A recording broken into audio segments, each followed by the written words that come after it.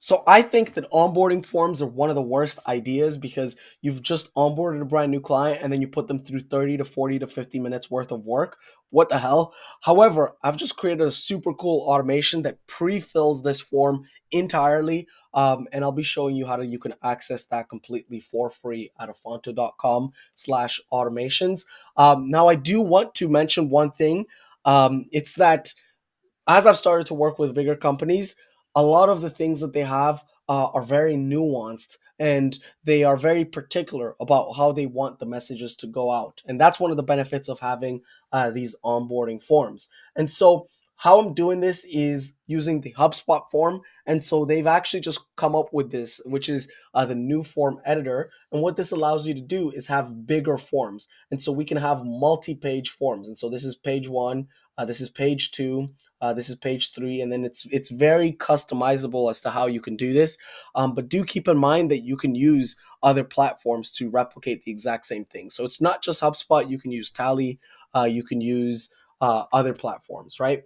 And so the first thing that we are doing is we are essentially researching the company at scale. And so, how we research the company is we're using one of the clay tables. And so, as you can see, I've given away hundreds of automations. And so, it can sometimes be hard to find these automations if you go to the website. However, if you were to simply search clay, it's going to tell you all of these different clay automations. Let's just go to automations with clay to find the different automations that exist with regards to clay.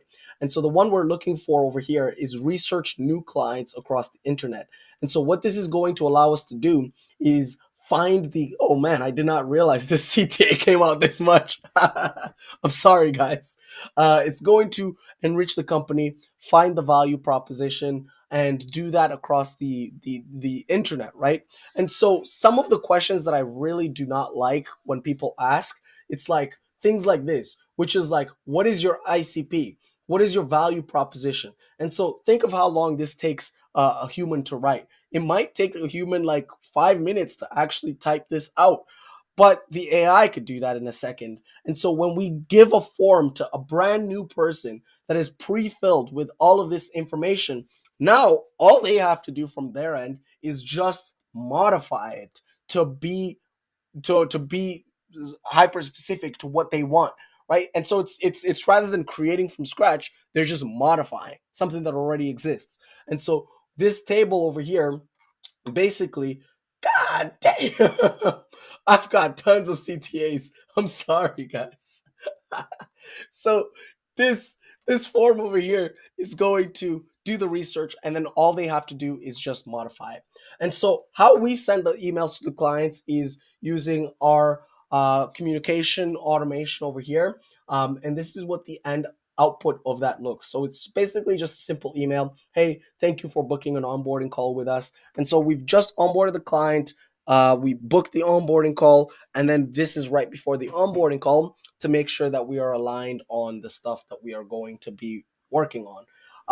And the automation here is super simple. We basically just take an email, we put it to send a test email, we send it to the email, we put the subject line here, we put the email draft here. So exactly what you had just seen, it's that, and then we've got the email recipients and all of this other stuff over here. The client is inactive because they're not a client yet. Okay, so we've got how we send the email, we've got where we create the email, and then we've got the basic framework of this. So it's basically just the questions that we want to ask. Something else that I'm realizing with bigger companies is that there's usually different contacts. So they have like an accounting department. That's the billing contact. And then we have general contacts. So like these are the SDRs. And then the leadership contacts, which is basically just the reports, like who's getting the reports, right? We can have all of these nuances, right? So questions that we typically ask or we forget to ask, we can ask it up front. But again, the big thing is saving the time for the clients. We don't want the clients to do time. And then finally, where we get the information, it's the clay table that I had shown you guys. And then here's the final part. We can use make automations to get the information from that clay table into HubSpot like this, which is what I'm going to be personally doing. But if you really think about it, you don't have to do that. you could just send yourself like like an automation that sends you an email with all of this information, and then from your end you just duplicate a template. So you've got the template, onboarding form template.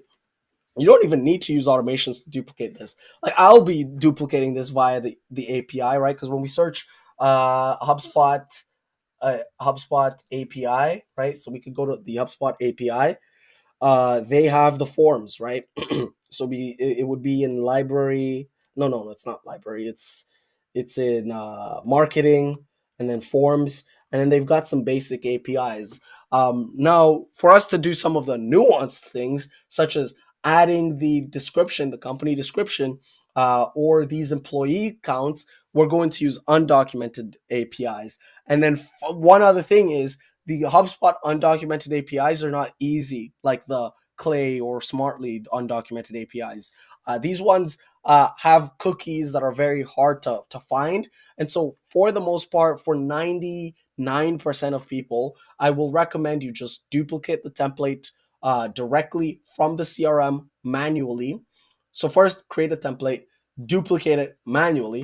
And then, once you duplicate it manually, you can use that Clay table that I had shown you guys to do the research on the company for you, and then you simply just copy the information here. So you just manually input this information, and then when you send the form to the client, it's already done.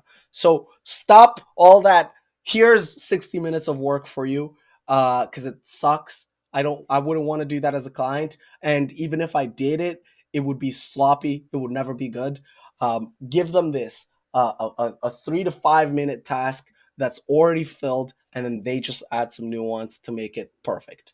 Okay, that's it for me. Have a good day, guys.